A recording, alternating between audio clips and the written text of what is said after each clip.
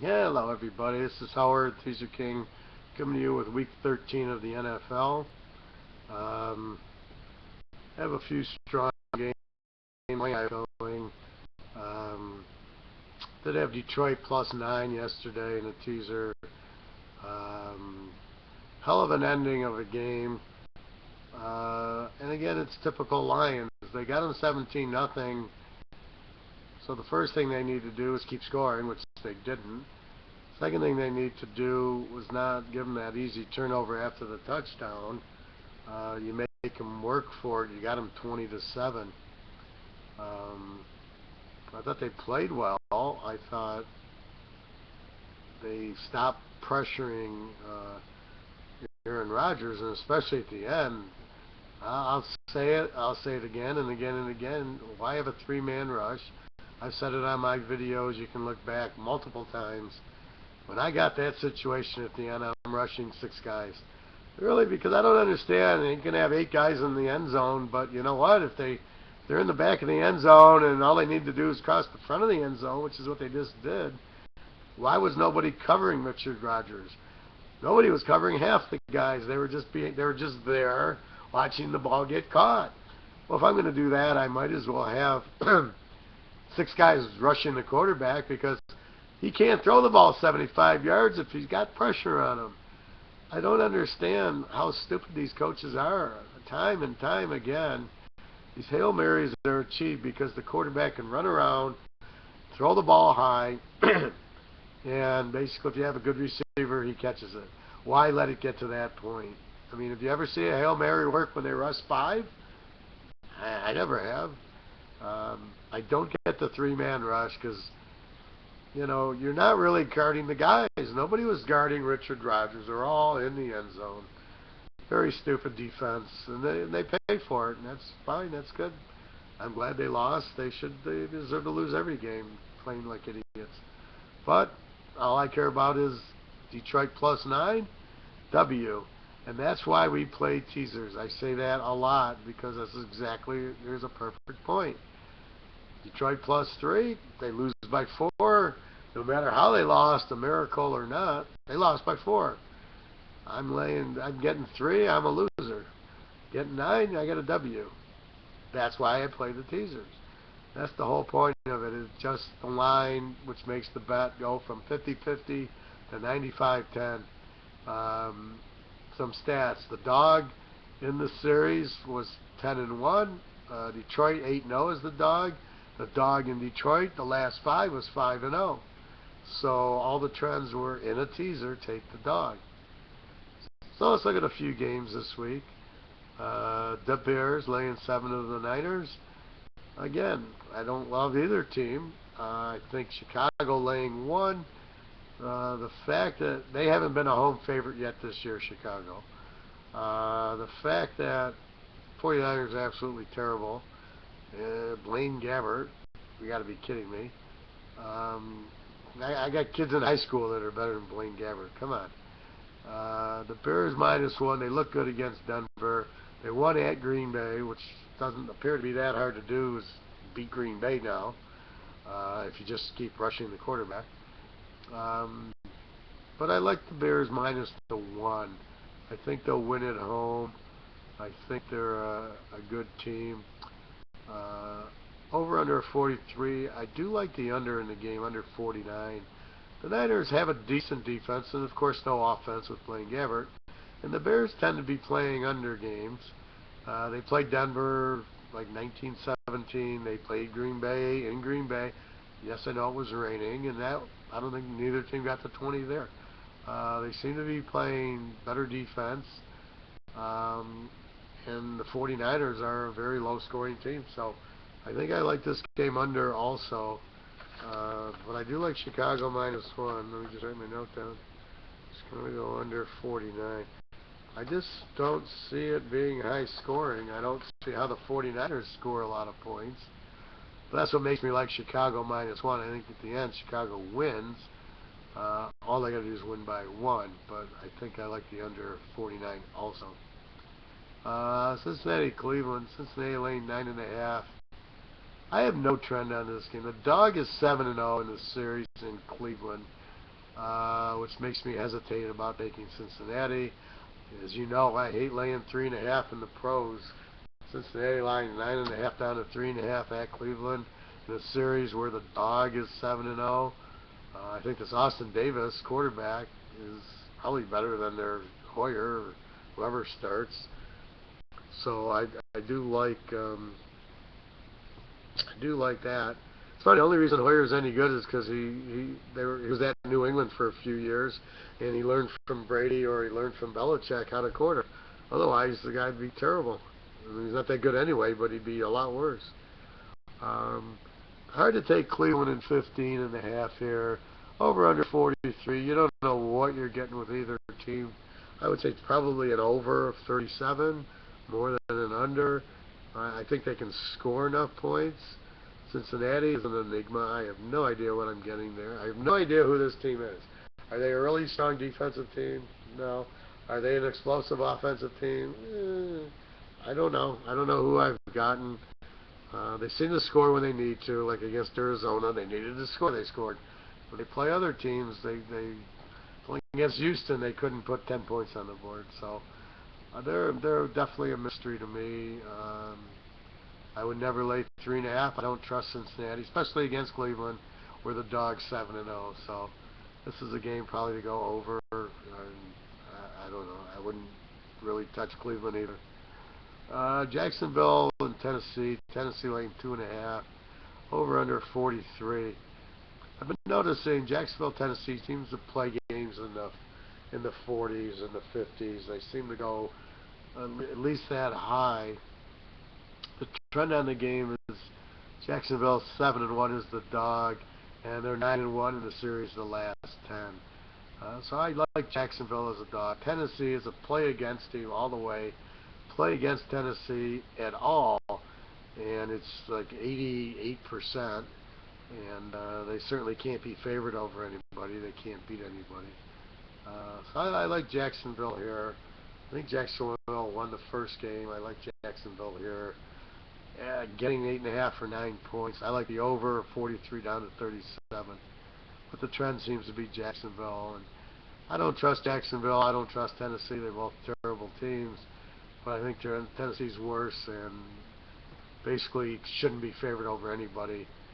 Ohio State, Michigan State would probably beat them. So really can't be excited about it. But I like Jacksonville here in 8.5 for 9. Miami laying 4 to Baltimore. I look at these games and I'm like, look at how bad you go from terrible team to terrible. San Francisco, Chicago, Cleveland, Jacksonville, Tennessee, Houston, Buffalo, Baltimore, Miami. Where's all the teams here? Atlanta, Tampa Bay, the Jets and the Giants, Kansas City, Oakland, Philly, Dallas, Washington. There's so much shit teams out here that these good college teams would beat. It's unbelievable how bad these teams. And I think it's a lot of coaching. I don't know any of the coaches. All the decent coaches are in the broadcast booth, and there's no real good coaches out there. Except for Belichick's the only one. Jimmy Johnson, why isn't he coaching? God. I get he's got the little gig, but come on, he's a football coach. That's like saying Tom Brady let him be an analyst instead of a player. Come on, man. That's ridiculous. Jimmy Johnson should be coaching. Ditka, all these guys should be coaching. You wouldn't have this crap. It's not parity. It's a lack of coaching. They can't read players. They don't know how to communicate to the players. They don't get good quarterbacks. This is pathetic here. Baltimore, even with Flacco healthy, I'd have a hard time here. Miami's laying 4. Who the hell can Miami beat? They're the worst team in the league. Maybe they need to try changing coaches after every game. They change coaches. They beat Tennessee and Jacksonville, and that's it. They stuck to the Jets. I'd take Baltimore in 10 here, even without Flacco, even with Schwab, who's terrible. Who does Miami got? Tannehill is unbelievably terrible. To make him a first-round draft pick shows how inept Miami really is. I like Baltimore in the 10 here. Minnesota, Seattle. I'm seeing Seattle go from an even game to -1. Take the dog in the game. If Seattle goes to 1.5, you take Minnesota in 7.5. If Minnesota goes favorite, take Seattle. I like the dog here. Minnesota's very strong. I think the quarterback edge goes to Russell Wilson over Bridgewater. Bridgewater's not there yet. Peterson, he's a little bit better than the kid at Seattle, Rawls. The defense, I'm going to give Minnesota the edge there. The coach, I give it to Coach Pete. He can coach. You can say what you want about him, but he can coach. So I like the dog in this one. So if Seattle remains 1.5, 2, goes to 3, doesn't matter. You're feeding the dog. Take Minnesota and 7.5, 8, 9. The more you get, the better it is. Tampa Bay laying 2 to Atlanta. I take the dog here. Both teams suck. One's worse than the other. I do like the under in the game. The over-under is 46. I do think, since both quarterbacks suck, that you're going to have a low-scoring game. That would go under 52. I think that's a very good play also here. But definitely take the dog in Atlanta. In the series, the trend is actually the favorites 10-0, but I'm not buying it. That might be true, but Tampa's not been the favorite very often. I'll quickly talk about the Arizona-St. Louis trend. The dog is 9-1, and Arizona's 9-1 in St. Louis, so it's a double trend. You can take Arizona, you can take St. Louis. I'm a little bit worried because St. Louis beat Arizona in Arizona, and now St. Louis plays a lot different at home. That's what you got to notice. You try to find where the team plays good. Are they a good favorite? Are they a good dog? Are they better on the road? Are they better at home? And Arizona is a much better home team, but St. Louis is a much better home team also. So I'm not loving Arizona even. I'm not loving St. Louis at 11 because I don't make a living betting against teams like Arizona. Very, very strong team here. So the trend again is Arizona's 9-1 in St. Louis, and the dog's 9-1 in St. Louis. So pick your poison, but I guess if I had to, I'd probably take St. Louis at 11.5. I hate going against Arizona, so I probably wouldn't do. I'm probably not going to do anything in that game. Denver, San Diego. Denver laying 4.5 with Osweiler against Rivers. I don't know. I got to check and see if some of the offensive linemen have started to come back for San Diego. They finally got a good win at Jacksonville as a dog. It's funny, if they didn't have as much injuries, that would have been a lock. San Diego as a dog at Jacksonville. That's exactly what I'm looking for. But it's hard when San Diego is so beaten up. The trend in this series, the dog is 12-2. San Diego as the dog is 9-1. Denver is 6-1 in San Diego. So that's what you have there. I'd have a slight edge to San Diego if enough of their linemen are healthy and the receivers. I would take San Diego in 10.5, only if they're healthy. I would not touch Denver here with Osweiler. You can't prove anything to me. The only reason they beat New England because Gronk got hurt and New England just stood there. But I don't buy Denver with Osweiler. He's going to go into San Diego and win. Well, this is a San Diego play if they're healthy enough. KC laying 3 to Oakland. Kansas City is 8-2 in Oakland. Oakland is 8-2. Oakland and the dog are 11-3 in this series. I like Oakland and the dog in this one. I also like over 44. Oakland with Cooper and Carr and Crabtree, they can run so much. I really like Oakland as an over team. They'll score points. Look at against Tennessee, they won 24-21. But again, keep in mind, 44 is really only 38. So you got over 38, which is not a lot to do in the NFL. You don't need a lot of scoring. I mean, 38, 21, 24-17, which is not a lot of scoring, is an over here. I mean, in a teaser. I mean, that's 41. You're going over 38. It's not a lot of scoring, and Kansas City scores. I'm not afraid of their defense. Oakland, not a great defensive team, but I like Carr. So I think you're going to get scoring in this game. Over 38 seems like a joke. So you can take Oakland +9, but I like the over a little bit more. But I like them both. Um, Kansas City has been very good against the number, but I don't like them as a road favorite here. If this game was in Kansas City, I could think of taking Kansas City +3 and going over. But being in Oakland, it's very tough to be a road favorite. Very few can do that.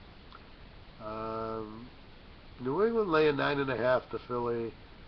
Um, again, I hate the 9.5 number, but I mean, normally I love New England here, laying just 3.5 to Philly. The only thing holding me is the injuries to the offensive line.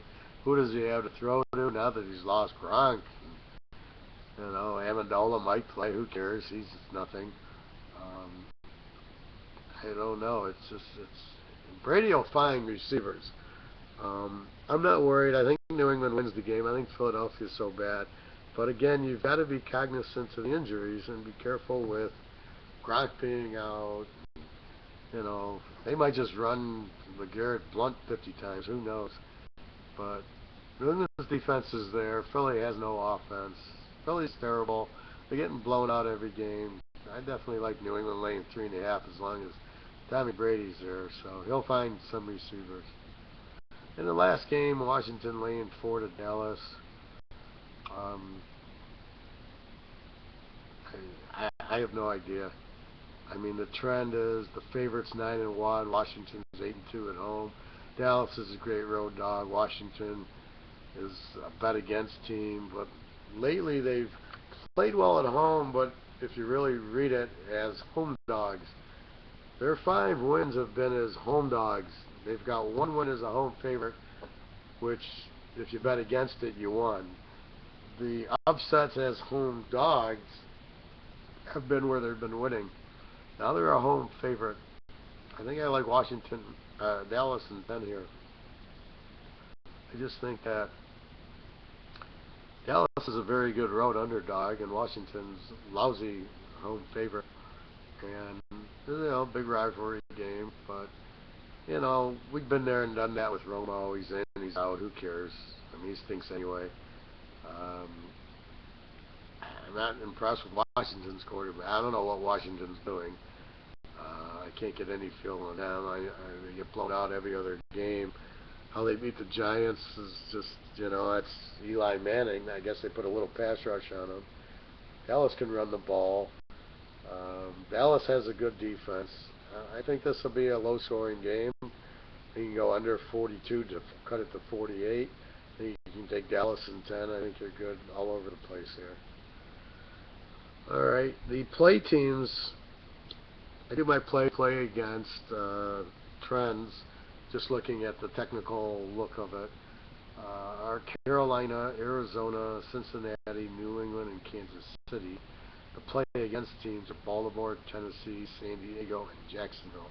Those are the 90% trends.